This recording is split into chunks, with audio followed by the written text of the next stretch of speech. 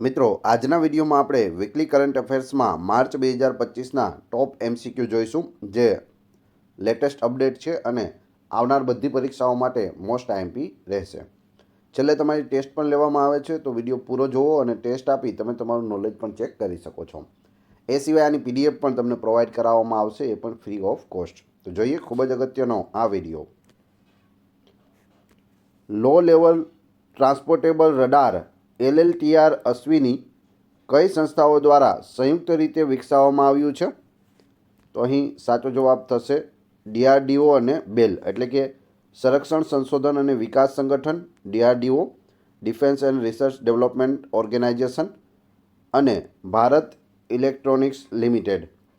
તો આના દ્વારા છે તે LLTR અશ્વિની છે તે વિકસાવવામાં આવ્યું છે. તેના વિશે આપણે વિસ્તૃત માહિતી લઈએ. કેન્દ્રીય સંરક્ષણ મંત્રાલયે low level transportable radar LLTR Ashwini માટે ભારત ઇલેક્ટ્રોનિક લિમિટેડ બેલ સાથે ₹2,906 કરોડનો કરાર કર્યો છે. અશ્વિની સોલિડ સ્ટેટ ટેકનોલોજીનો ઉપયોગ કરીને સક્રિય ઇલેક્ટ્રોનિકલી સ્કેન કરેલ ફેઝડ એરે રડાર છે. તે હાઈસ્પીડ એરક્રાફ્ટ, UAV અને હેલિકોપ્ટરને પણ ટ્રેક કરે છે. અપાર ID, જે તાજેતરમાં સમાચારમાં જોવા મળ્યું હતું, તે કઈ પહેલનો એક ભાગ છે? તમે જાણતા હશો અપાર ID, એક રાષ્ટ્ર એક વિદ્યાર્થી ID, એટલે કે જવાબ આવશે one nation one student. Option A સાચો જવાબ છે. તેના વિશે આપણે જોઈએ. અપાર એ ભારતના તમામ વિદ્યાર્થીઓ માટે એક અનન્ય ઓળખ પ્રણાલી છે. તે રાષ્ટ્રીય શિક્ષણ નીતિ 2020 હેઠળ એક રાષ્ટ્ર એક વિદ્યાર્થી ID કાર્યક્રમનો ભાગ છે. અપાર ID આજીવન શૈક્ષણિક ઓળખ કાર્ડ તરીકે કાર્ય કરે છે. તેમાં વિદ્યાર્થીએ મેળવેલી સિદ્ધિઓ, ઓળખપત્રો સંગ્રહિત કરે છે. તે વિદ્યાર્થીઓને કાયમી 12 અંકનો ID, જો અપાર IDમાં પૂછે કેટલા અંકનો ID હોય છે, તો 12 અંકનો ID છે તે આપવામાં આવે છે.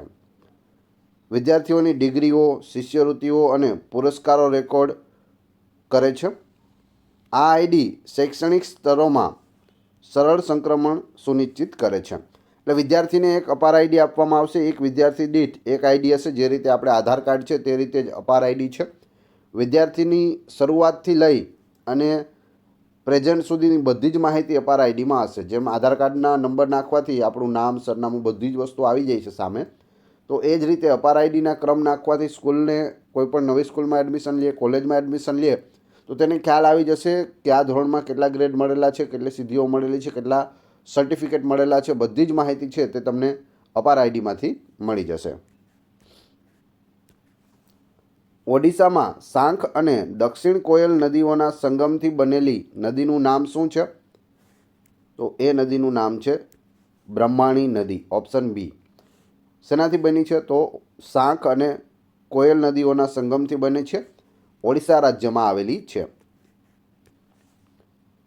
બ્રહ્મબરદા નજીક બ્રહ્માણી નદી પરનો પુલ 8 વર્ષ પછી પણ અધૂરો રહ્યો છે, જેના કારણે રસુલપુર અને જાજપુર બ્લોકના 20થી વધુ ગામોને અસુવિધા થઈ છે. એટલે હાલ સમાચારોમાં જોવા મળી છે અને ખૂબ જ ચર્ચામાં રહી છે.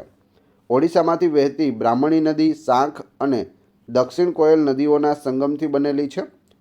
તે ઝારખંડ, છત્તીસગઢ અને ઓડિશામાંથી વહે છે. પીલીભીત વાઘ અભયારણ્ય એટલે કે PTR કયા રાજ્યમાં આવેલું છે? તમે અહીં જોઈ શકો પીલીભીત ટાઈગર રિઝર્વ. તો તે ઉત્તર પ્રદેશ રાજ્યમાં આવેલું છે. ઓપ્શન D સાચો જવાબ છે. ઉત્તર પ્રદેશમાં પીલીભીત વાઘ અભયારણ્ય એટલે કે PTR નેપાળના ગેંડાઓ માટે એક નવું અભયારણ્ય બનવાની તૈયારીમાં છે. PTR ઉત્તર પ્રદેશમાં સ્થિત છે. ગોમતી નદી PTRમાંથી ઉદ્ભવે છે. World Para Athletics Grand Prix 2025માં કયા દેશે મેડલ ટેલીમાં ટોચનું સ્થાન હાંસલ કર્યું છે અથવા મેળવ્યું છે? તો એ છે આપણો ભારત. ભારત દેશ છે તે નંબર 1 પર રહ્યો છે. સૌથી વધુ મેડલ છે તે ભારતે મેળવ્યા છે. મોસ્ટ IMP રહેશે. World Para Athletics Grand Prix 2025માં ભારત નંબર 1. તેના વિશે જોઈએ. World Para Athletics Grand Prix 2025માં ભારત 134 મેડલ સાથે મેડલ ટેબલમાં ટોચ પર રહ્યું છે, જેમાં 45 ગોલ્ડ, 40 સિલ્વર અને 49 બ્રોન્ઝનો સમાવેશ થાય છે. ભારતીય રમતવીરોએ ટ્રેક અને ફિલ્ડ ઇવેન્ટ્સમાં ઉત્કૃષ્ટ પ્રદર્શન કર્યું હતું. વૈશ્વિક પેરા એથ્લેટિક્સમાં પોતાની તાકાત છે તે સાબિત કરી છે ભારતીય ખેલાડીઓએ. ફણસાડ વન્યજીવ અભયારણ્ય કયા રાજ્યમાં આવેલું છે? ફણસાડ વન્યજીવ અભયારણ્ય છે તે મહારાષ્ટ્ર રાજ્યમાં આવેલું છે. ઓપ્શન એ સાચો જવાબ છે. તમે અહીં ફોટોમાં જોઈ શકો. તેના વિશે આપણે માહિતી મેળવીએ. મહારાષ્ટ્રના રાયગઢ જિલ્લામાં ફણસાડ વન્યજીવ અભયારણ્ય છે તે આવેલું છે. તેની નજીક તાજેતરમાં પ્રથમ મધ સંગ્રહ હાથ ધરવામાં આવ્યું છે. આ સંરક્ષણ નિષ્ણાંતો, પ્રકૃતિવાદીઓ અને આદિવાસી સમુદાયો માટે એક સફળતા છે. ઓલ બોડો સ્ટુડન્ટ યુનિયન ABSUનું 57મું વાર્ષિક સંમેલન ક્યાં યોજાયું હતું? ABSU all Bodo student union. તો અહીં સાચો જવાબ આવશે ઓપ્શન એ આસામ. આસામમાં છે ઓલ બોડો સ્ટુડન્ટ યુનિયન. તેના વિશે જોઈએ. કેન્દ્રીય ગૃહમંત્રીએ આસામના કોકરાઝારમાં ઓલ બોડો સ્ટુડન્ટ યુનિયનના 57મા વાર્ષિક સંમેલનને સંબોધિત કર્યું હતું. તેમણે બોડો શાંતિ કરાર 2020ની સફળતા પર પ્રકાશ પાડ્યો હતો. આ કરારનો હેતુ બોડો પ્રભુત્વ ધરાવતા વિસ્તારો, ખાસ કરીને બોડોલેન્ડ ટેરિટોરિયલ રિજનમાં શાંતિ અને સ્થિરતા લાવવાનો હતો. આગળ જોઈએ. નીચેનામાંથી કયા દેશો ફાઇવ આઇઝ એલાયન્સના સભ્ય છે? ફાઇવ આઇઝ એલાયન્સના સભ્યો. સાચો જવાબ છે યુનાઇટેડ સ્ટેટ્સ એટલે કે અમેરિકા, યુનાઇટેડ કિંગડમ એટલે UK, કેનેડા, ઓસ્ટ્રેલિયા અને ન્યૂઝીલેન્ડ. ફાઇવ આઇઝ એલાયન્સના સભ્યો કયા કયા છે? અમેરિકા, UK, કેનેડા, ઓસ્ટ્રેલિયા અને ન્યૂઝીલેન્ડ. ડોનાલ્ડ ટ્રમ્પના રાષ્ટ્રપતિ પદ હેઠળ US વિદેશ નીતિમાં પરિવર્તનને કારણે ફાઇવ આઇઝ ઇન્ટેલિજન્સ એલાયન્સ પડકારોનો સામનો કરી રહ્યું છે. તે એક ગુપ્ત માહિતી શેરિંગ જોડાણ છે. તે બીજા વિશ્વયુદ્ધ પછી 1946ના UK-US કરાર પર આધારિત બનાવવામાં આવ્યું છે, એટલે કે તેના ઉપર આધારિત છે. આ જોડાણ ઉપગ્રહો, ટેલિફોન નેટવર્ક અને ફાઇબર ઓપ્ટિક કેબલનો ઉપયોગ કરીને વૈશ્વિક દેખરેખ માટે જાણીતું છે. તાજેતરમાં સમાચારમાં જોવા મળેલ મેનહિર શું છે? તો મેનહિર શું છે? જવાબ આવશે એક મોટો સીધો ઊભો પથ્થર. ઓપ્શન સી તમે અહીં જોઈ શકો છો. આ રીતે મોટો એકદમ સીધો ઊભો પથ્થર હોય તેને મેનહિર કહેવાય. હાલમાં ચર્ચામાં છે તો જોઈએ. તેલંગાણાના નારાયણપેટ જિલ્લામાં મુદુમલ મેગાલિથિક મેનહિર્સ જે 3500થી 4000 વર્ષ જૂના છે તે હવે ભારતની કામચલાઉ યુનેસ્કો વર્લ્ડ હેરિટેજ સાઇટની સૂચિમાં સામેલ કરવામાં આવ્યા છે હાલમાં જ. મેનહિર્સ મોટા સીધા ઊભા પથ્થરો છે જે ઘણીવાર મેગાલિથિક દફનવિધિ અથવા ધાર્મિક સ્થળોનો પણ ભાગ હોય છે. તેઓ યુરોપ, આફ્રિકા અને એશિયામાં જોવા મળે છે, જેમાં પશ્ચિમ યુરોપમાં તે સૌથી વધુ હોય છે. આપણા માટે મુખ્ય વસ્તુ એ છે કે તેલંગાણામાં આવેલા છે અને તેને યુનેસ્કો વર્લ્ડ હેરિટેજ સાઇટની કામચલાઉ સૂચિમાં છે તે દાખલ કરવામાં આવ્યા છે. રાષ્ટ્રીય રસીકરણ દિવસ કયા દિવસે ઉજવવામાં આવે છે? નેશનલ વેક્સિનેશન ડે 16 માર્ચના રોજ ઉજવવામાં આવે છે. ઓપ્શન બી સાચો જવાબ છે. રાષ્ટ્રીય રસીકરણ દિવસ 16 માર્ચે ભારતની રસીકરણ પ્રત્યેની પ્રતિબદ્ધતાને ઉજાગર કરવા માટે ઉજવવામાં આવે છે. તે 16 માર્ચ 1995ના રોજ પલ્સ પોલિયો રસીકરણ કાર્યક્રમ હેઠળ આપવામાં આવેલી મૌખિક પોલિયો રસીના પ્રથમ ડોઝને ચિહ્નિત કરે છે. 16 માર્ચ 1995ના રોજ પોલિયોની જે રસી છે તે પ્રથમ ડોઝ છે તે આપવામાં આવ્યો હતો, જેથી દર વર્ષે 16 માર્ચને આપણે રાષ્ટ્રીય રસીકરણ દિવસ તરીકે ઉજવીએ છીએ. રાજીવ યુવા વિકાસમ યોજના કઈ રાજ્ય સરકાર દ્વારા શરૂ કરવામાં આવી છે? તો જવાબ આવશે તેલંગાણા સરકાર દ્વારા છે તે શરૂ કરવામાં આવી છે. તેલંગાણાના મુખ્યમંત્રી તમે અહીં જોઈ શકો. મુખ્યમંત્રી રેવંત રેડ્ડીએ તેલંગાણામાં 5 લાખ બેરોજગાર યુવાનોને સ્વરોજગારીની તકો ઊભી કરવા માટે રાજીવ યુવા વિકાસમ યોજના શરૂ કરી છે. સરકારે યુવા સશક્તિકરણ અને આર્થિક વિકાસ પ્રત્યેની તેની પ્રતિબદ્ધતા પર ભાર મૂકતા આ પહેલ માટે 6,000 કરોડ રૂપિયા છે તે ફાળવ્યા છે. આ યોજનાનો ઉદ્દેશ તેલંગાણાના યુવાનોને સશક્ત બનાવવા અને મજબૂત આર્થિક સહાય દ્વારા આત્મનિર્ભરતાને પ્રોત્સાહન આપવાનો છે.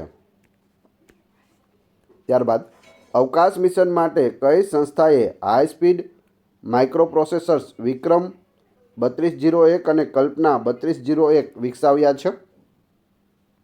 તો અહીં સાચો જવાબ આવશે ભારતીય અવકાશ સંશોધન સંગઠન એટલે કે ISRO, Indian space research organisation.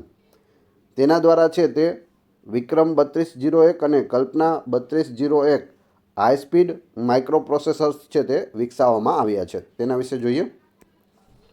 ISRO અને સેમિકન્ડક્ટર લેબોરેટરી એટલે કે SCLA અવકાશ એપ્લિકેશનો માટે 2 સ્વદેશી 32 બીટ માઇક્રોપ્રોસેસર વિક્રમ 3201 અને કલ્પના 3201 છે તે વિકસાવ્યા છે.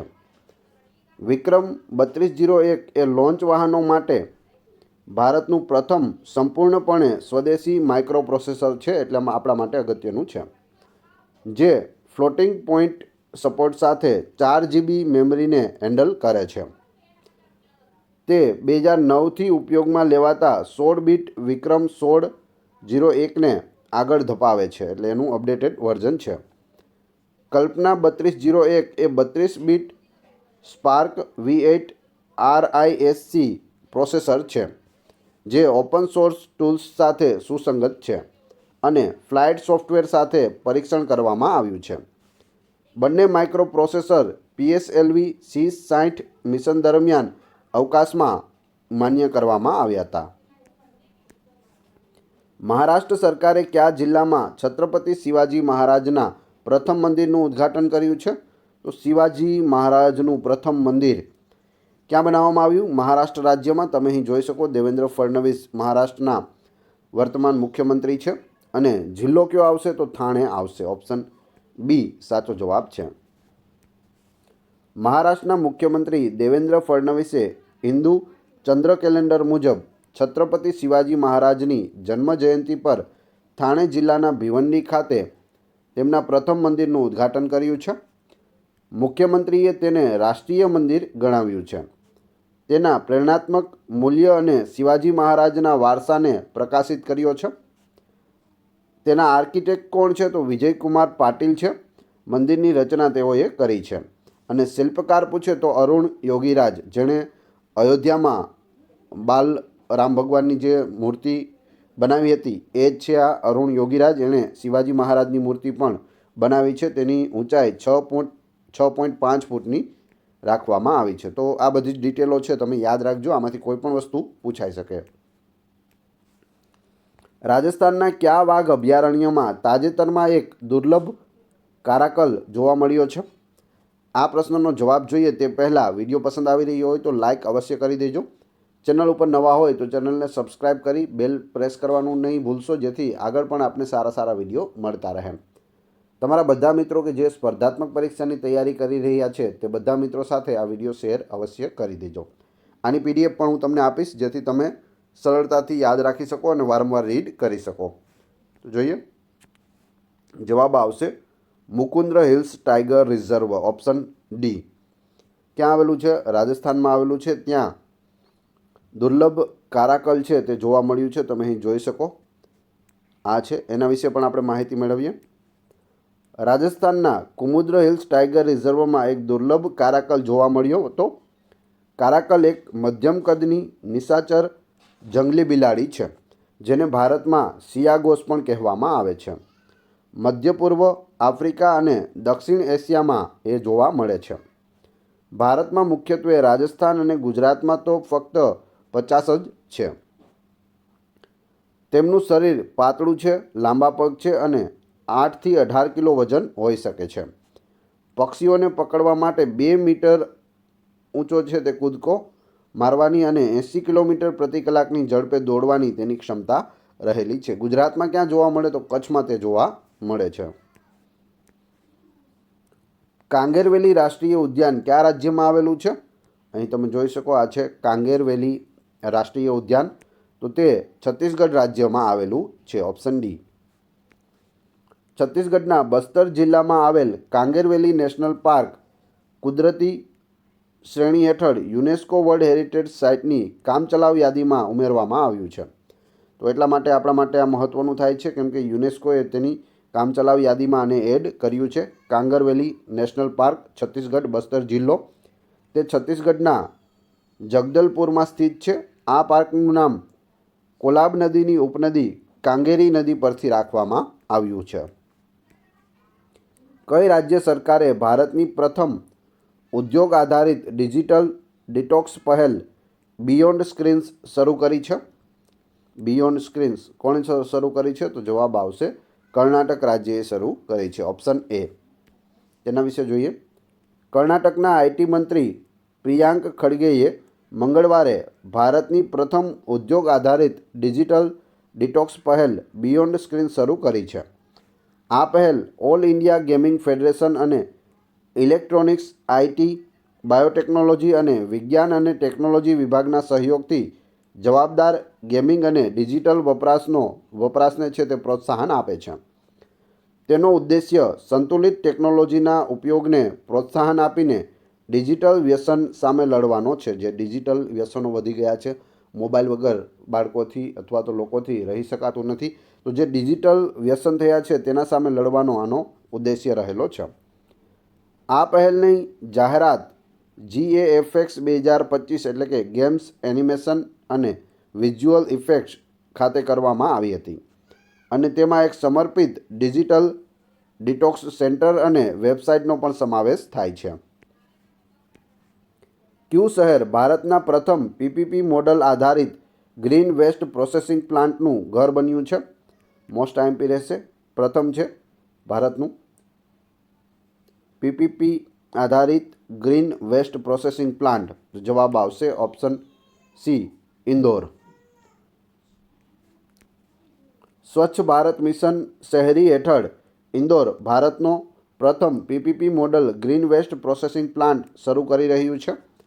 આ પ્લાન્ટનો ઉદ્દેશ્ય ગ્રીન વેસ્ટને કોલસાના વિકલ્પ તરીકે મૂલ્યવાન સંસાધનોમાં રૂપાંતરિત કરવાનો છે, જે ઉર્જા સંરક્ષણને પ્રોત્સાહન આપે છે.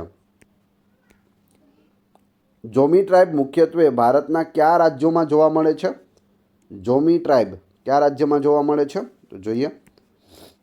નાગાલેન્ડ, મિઝોરમ, મણિપુર અને આસામમાં ઉત્તર પૂર્વી જે આપણા રાજ્યો છે તેમાં જોવા મળે છે જોમી ટ્રાઇબ. તેના વિશે જોઈએ. તાજેતરના અથડામણો પછી હમાર અને જોમી સમુદાયોના નેતાઓ ચુરાચંદપુર, મણિપુરમાં શાંતિ પુનઃસ્થાપિત કરવા સંમત થયા છે. જોમી જાતિ એ એક વંશીય જૂથ છે જેને સ્થાનના આધારે ચીન, મિઝો અથવા કુકી તરીકે પણ ઓળખવામાં આવે છે. તેઓ મોંગોલોઇડ જાતિના તિબેટો બર્મન જૂથના છે અને ભારત, મ્યાનમાર, બાંગ્લાદેશમાં તેઓ ફેલાયેલા છે. ભારતમાં તેઓ નાગાલેન્ડ, મિઝોરમ, મણિપુર અને આસામમાં રહે છે. તેઓ કુકી ચીન એટલે કે કુકીસ ભાષાઓ બોલે છે. કઈ ભાષા બોલે છે? કુકી ચીન. રાષ્ટ્રીય વન્યજીવ આરોગ્ય નીતિ કઈ સંસ્થા દ્વારા શરૂ કરવામાં આવી છે? National wildlife health policy. સાચો જવાબ આવશે સેન્ટ્રલ ઝૂ ઓથોરિટી દ્વારા આ છે તે શરૂ કરવામાં આવી છે રાષ્ટ્રીય વન્યજીવન આરોગ્ય નીતિ. તેના વિશે જોઈએ. ભારત સરકાર વન્યજીવન રોગ દેખરેખ, સંશોધન અને નિદાનને મજબૂત બનાવવા માટે રાષ્ટ્રીય વન્યજીવન આરોગ્ય નીતિનો મુસદ્દો છે તે તૈયાર કરી રહી છે. સેન્ટ્રલ ઝૂ ઓથોરિટી એ વન્યજીવન આરોગ્ય સુધારવા અને ઝૂનોટિક રોગોનું સંચાલન કરવા માટે આ કાર્યક્રમ શરૂ કર્યો છે. આંતરરાષ્ટ્રીય અણુ ઉર્જા એજન્સીનું મુખ્ય મથક ક્યાં આવેલું છે? ઇન્ટરનેશનલ એટોમિક એનર્જી એજન્સીનું મુખ્ય મથક છે તે ક્યાં આવેલું છે? તો વિયેના, ઓસ્ટ્રિયા ખાતે આવેલું છે. આંતરરાષ્ટ્રીય પરમાણુ ઉર્જા એજન્સી ના ડાયરેક્ટર ભારતના વધતા પરમાણુ ક્ષેત્રની પ્રશંસા કરી છે. તેને એશિયા અને વિશ્વમાં સૌથી ગતિશીલ છે તે ગણાવ્યું છે. કોણે? તો આંતરરાષ્ટ્રીય પરમાણુ ઉર્જા એજન્સીના ડાયરેક્ટરે. IAEA એ પરમાણુ ક્ષેત્રમાં વૈજ્ઞાનિક અને તકનીકી સહયોગ માટે વિશ્વનું ટોચનું આંતરસરકારી મંચ છે. તે પરમાણુ વિજ્ઞાન અને ટેકનોલોજીના સલામત, સુરક્ષિત અને શાંતિપૂર્ણ ઉપયોગને પ્રોત્સાહન આપે છે. સાગરેશ્વર વન્યજીવન અભયારણ્ય કયા રાજ્યમાં આવેલું છે? સાગરેશ્વર વન્યજીવ અભયારણ્ય એટલે કે સાગરેશ્વર વાઇલ્ડ લાઇફ સેન્ચ્યુરી તે મહારાષ્ટ્રમાં આવેલ છે.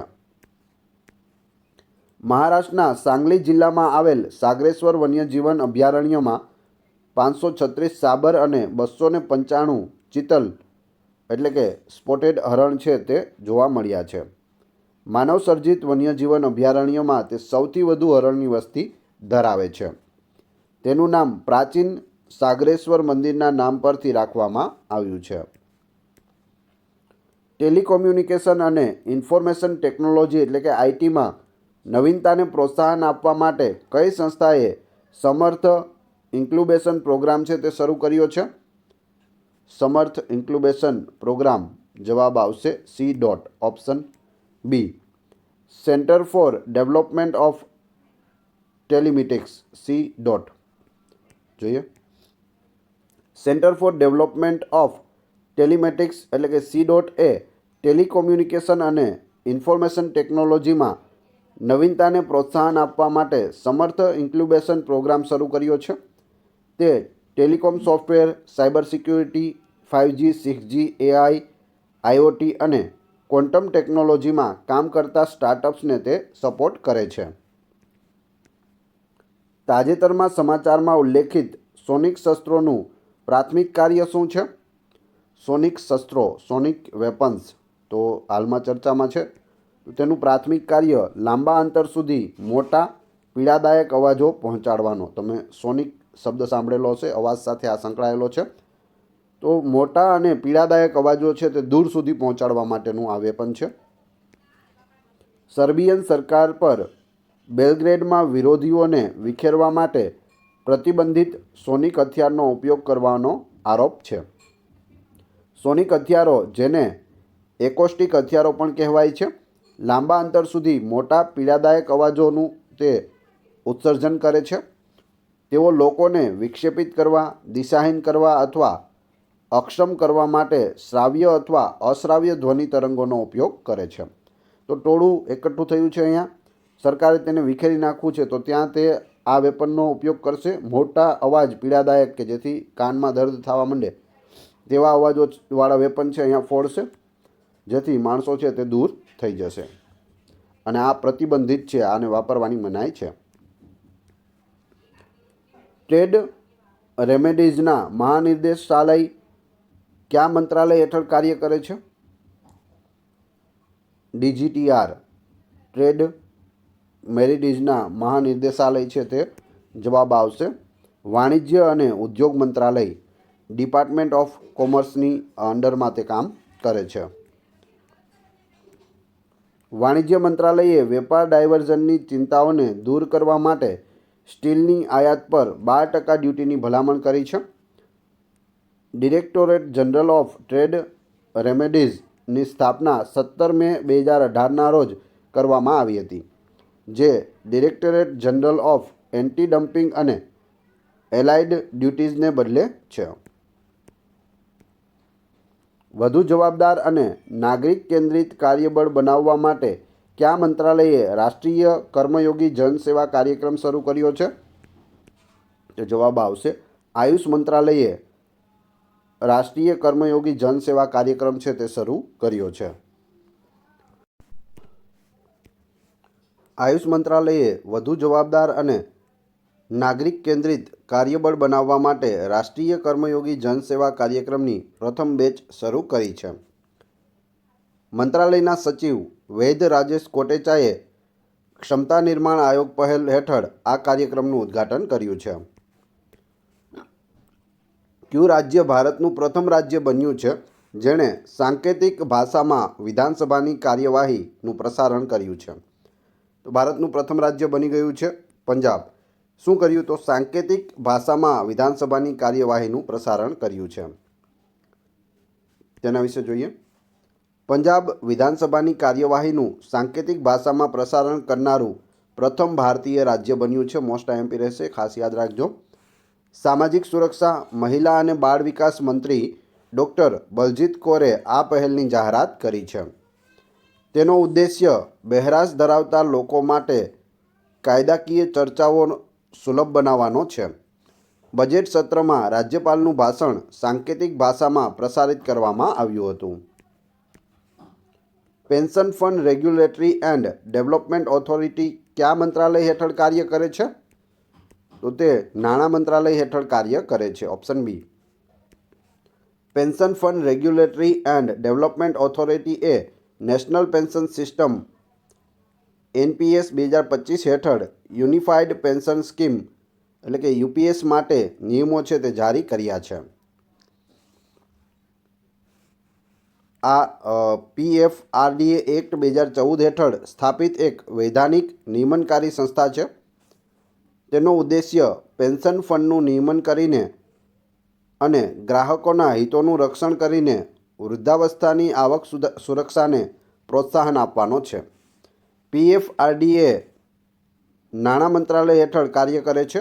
તેનું મુખ્ય મથક નવી દિલ્હીમાં છે અને સમગ્ર ભારતમાં તેના પ્રાદેશિક કચેરીઓ છે તે આવેલી છે.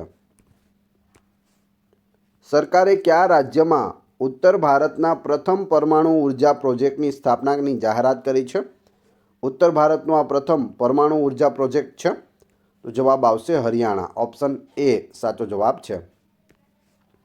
કેન્દ્રીય મંત્રી ડૉક્ટર જીતેન્દ્રસિંહે હરિયાણાના ગોરખપુરમાં ઉત્તર ભારતના પ્રથમ પરમાણુ ઉર્જા પ્રોજેક્ટની જાહેરાત કરી. આ પ્રોજેક્ટ ભારતના પરમાણુ ઉર્જા વિસ્તરણ અને સ્વચ્છ ઉર્જા લક્ષ્યોમાં એક મુખ્ય સીમાચિહ્નરૂપ છે. સ્વદેશ દર્શન યોજના કયા મંત્રાલય દ્વારા શરૂ કરવામાં આવી હતી? સ્વદેશ દર્શન યોજના તો જવાબ આવશે પર્યટન મંત્રાલય, ministry of tourism. Option B સાચો જવાબ છે.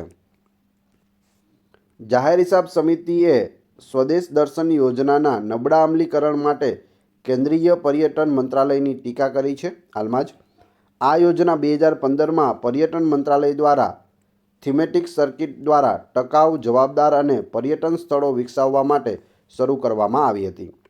તે 100% કેન્દ્રીય ભંડોળવાળી યોજના છે, એટલે કે આનો 100% ખર્ચો છે તે કેન્દ્ર સરકાર આપે છે. કઈ સંસ્થાએ સંયુક્ત રાષ્ટ્ર વિશ્વ જળ વિકાસ અહેવાલ 2025 પ્રકાશિત કર્યો? તો અહીં સાચો જવાબ આવશે ઓપ્શન સી. સંયુક્ત રાષ્ટ્ર શૈક્ષણિક, વૈજ્ઞાનિક અને સાંસ્કૃતિક સંગઠન એટલે કે યુનેસ્કો દ્વારા કરવામાં આવ્યું છે. શું? તો સંયુક્ત રાષ્ટ્ર વિશ્વ જળ વિકાસ અહેવાલ 2025. આગળ જોઈએ.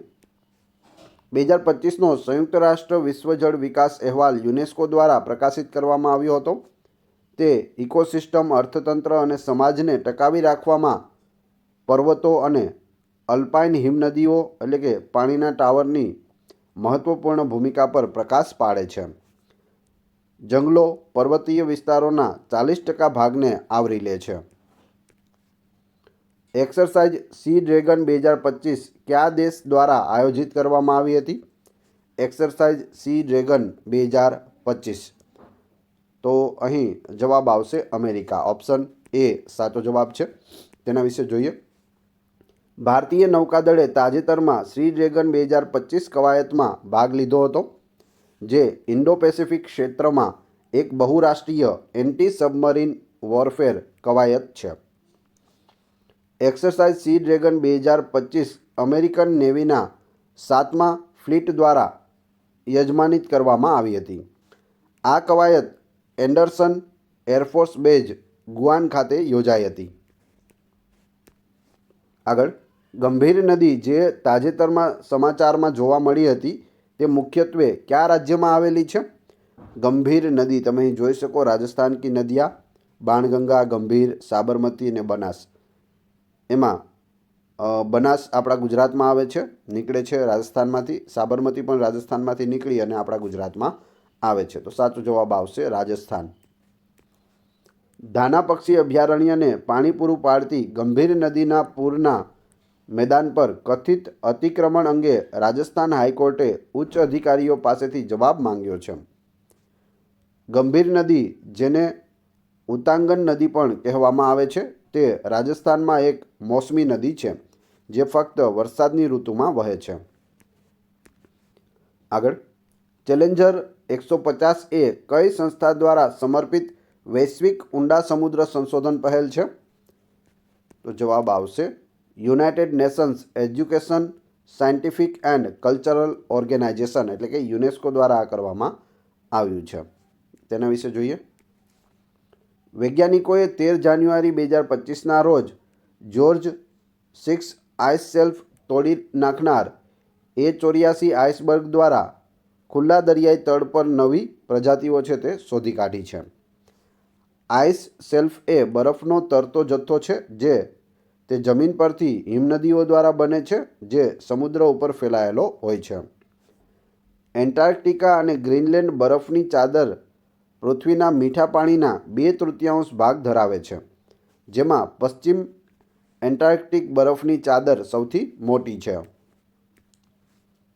સ્ટોકહોમ વોટર પ્રાઇઝ 2025 કોણે જીત્યો?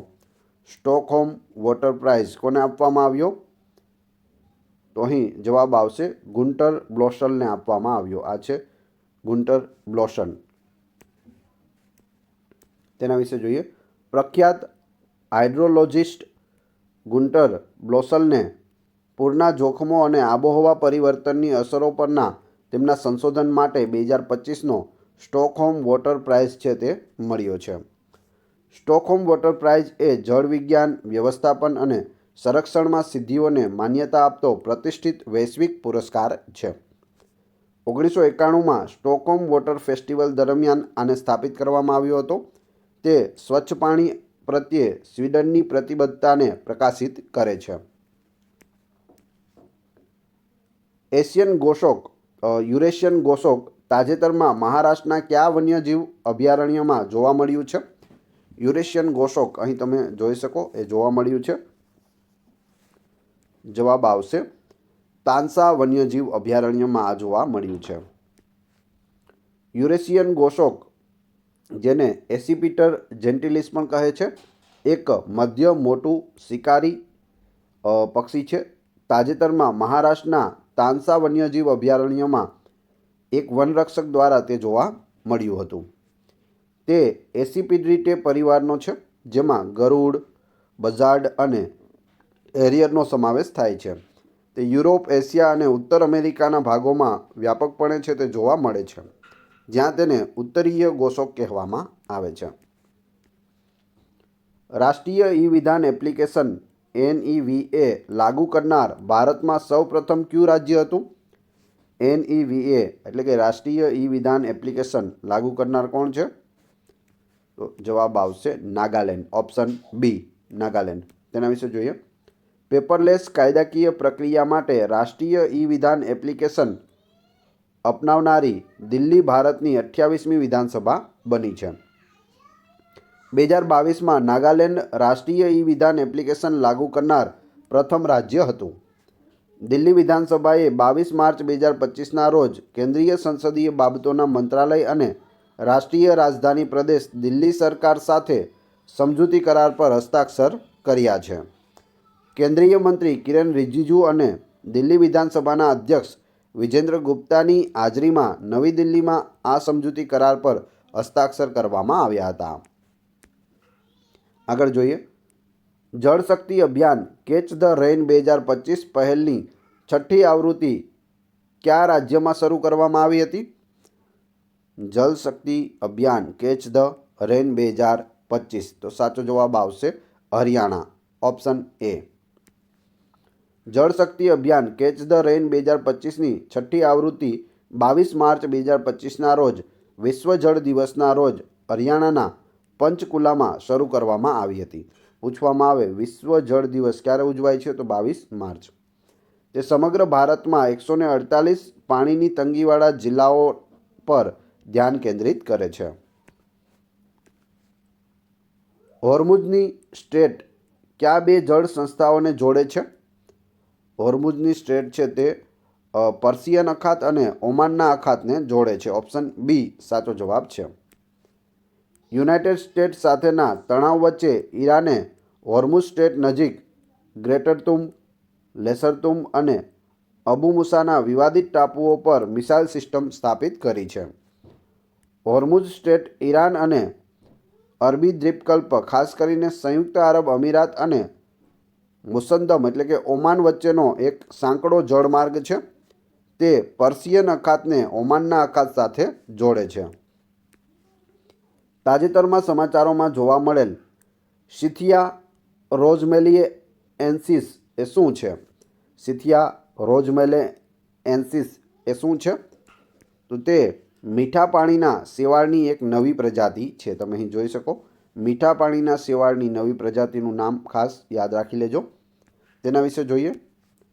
સંશોધકોએ કેરળના કોલ્લમ જિલ્લાના રોઝમેલામાં એક નવી મીઠા પાણીના શેવાળની પ્રજાતિ સિથિયા રોઝમેલિએન્સિસ શોધી કાઢી. તેનું નામ રોઝમેલા પરથી રાખવામાં આવ્યું છે, જે કોલ્લમ જિલ્લામાં આવેલું છે, જ્યાં તે મળી આવી હતી. સિથિયા પ્રજાતિઓ ભારતમાં અત્યંત દુર્લભ છે, જેમાં અગાઉ હિમાલયમાંથી ફક્ત એક જ નોંધાયેલ છે.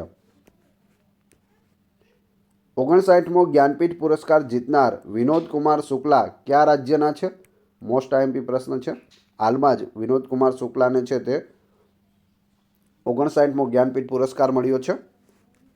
જવાબ આવશે છત્તીસગઢ રાજ્યના છે અને છત્તીસગઢ રાજ્યના પ્રથમ વ્યક્તિ છે કે જેને જ્ઞાનપીઠ પુરસ્કાર મળ્યો હોય. ગુજરાતમાં આપણે વાત કરીએ તો 4 ગુજરાતીઓને જ્ઞાનપીઠ પુરસ્કાર મળેલો છે, જેની અંદર ઉમાશંકર જોશી, પન્નાલાલ પટેલ, રાજેન્દ્ર શાહ અને રઘુવીર ચૌધરીનો સમાવેશ થાય છે. છત્તીસગઢના પ્રખ્યાત હિન્દી કવિ અને જો કઈ ભાષા માટે મળ્યો છે તો હિન્દી ભાષા માટે મળ્યો છે. અને લેખક વિનોદ કુમાર શુક્લાને 59માં જ્ઞાનપીઠ પુરસ્કાર 2024 માટે પસંદ કરવામાં આવ્યા છે. તેઓ આ પ્રતિષ્ઠિત પુરસ્કાર મેળવનાર છત્તીસગઢના પ્રથમ અને 12મા હિન્દી લેખક છે. 58મો જ્ઞાનપીઠ પુરસ્કાર 2023 સંસ્કૃત માટે જગતગુરુ રામભદ્રાચાર્યજી અને ઉર્દુ માટે ગુલજારને એનાયત કરવામાં આવ્યો હતો. તો 58મો કોને મળ્યો હતો એ પણ યાદ રાખી લેજો. 2 વ્યક્તિ છે, જગતગુરુ રામભદ્રાચાર્યને સંસ્કૃત માટે અને ઉર્દુ ભાષા માટે ગુલજારને મળ્યો હતો. અને 59મો છે તે વિનોદ કુમાર શુક્લાને મળ્યો છે. ભારતીય જ્ઞાનપીઠ ટ્રસ્ટ જ્ઞાનપીઠ અને મૂર્તિદેવી પુરસ્કારોનું સંચાલન કરે છે. પ્રથમ જ્ઞાનપીઠ પુરસ્કાર છે તે મલયાલમ લેખક જી શંકર કુરુપને આપવામાં આવ્યો હતો. તો એ પણ પ્રથમ છે, તો એ પણ ખાસ યાદ રાખજો. એપ્રિલ 2025માં ભારત સાથે AIKEYME નામની દરિયાઈ કવાયતનું સહયજમાન કયો દેશ છે?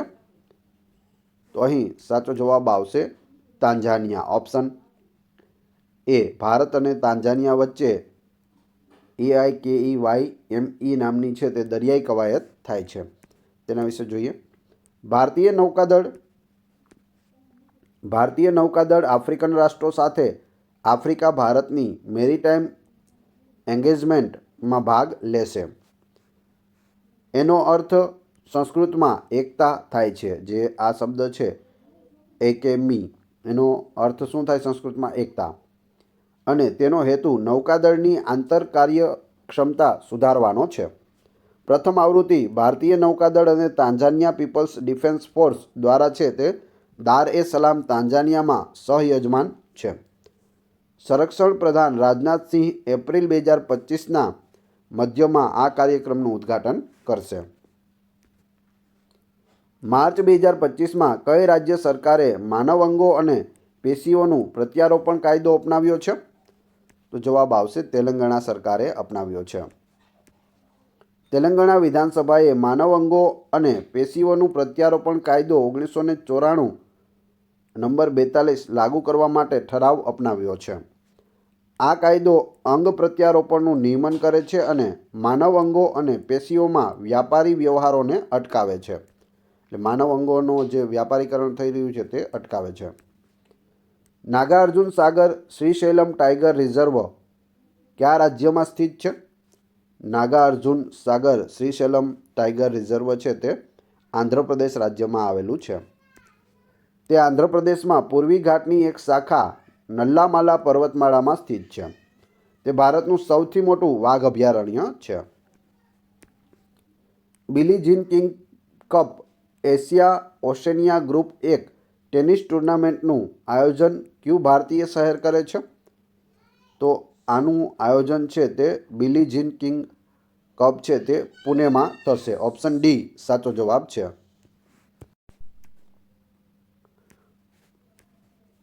ભારતીય ટેનિસ ઇતિહાસમાં પહેલીવાર પુણે બિલી Jean King Cup Asia Oceania Group 1 ટુર્નામેન્ટનું આયોજન કરશે.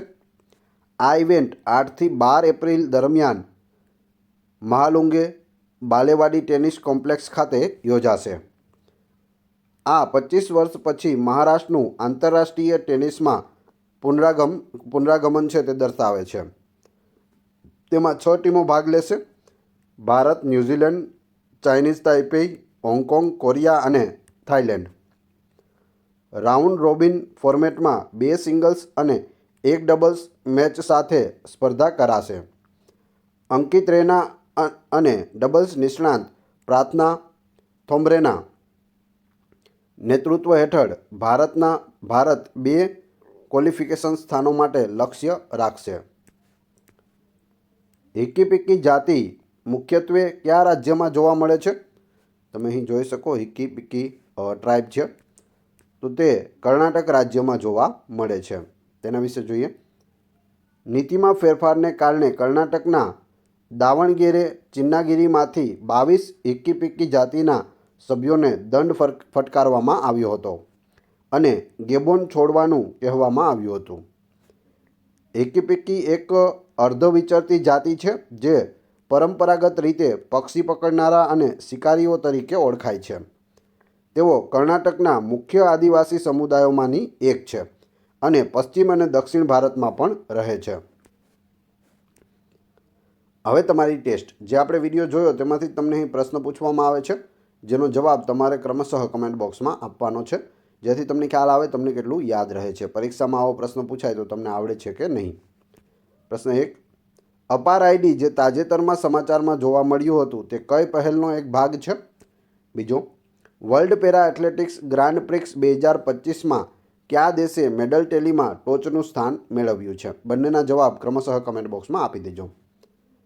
આ વિડીયોની ફ્રીમાં PDF મેળવવા માટે તમે ટેલિગ્રામ અને વોટ્સઅપ ગ્રુપમાં જોડાઈ શકો છો જેની લિંક ડિસ્ક્રિપ્શનમાં આપેલી છે. વિડીયો પસંદ આવ્યો હોય તો લાઇક કરો, કોમેન્ટ કરો, તમારા બધા મિત્રો સાથે વિડીયો શેર અવશ્ય કરો. ચેનલ ઉપર નવા હોય તો ચેનલને સબસ્ક્રાઈબ કરી બેલને પ્રેસ કરો જેથી રોજે રોજ આપને નવા અને સારા વિડીયો મળતા રહે. Thanks for watching my video.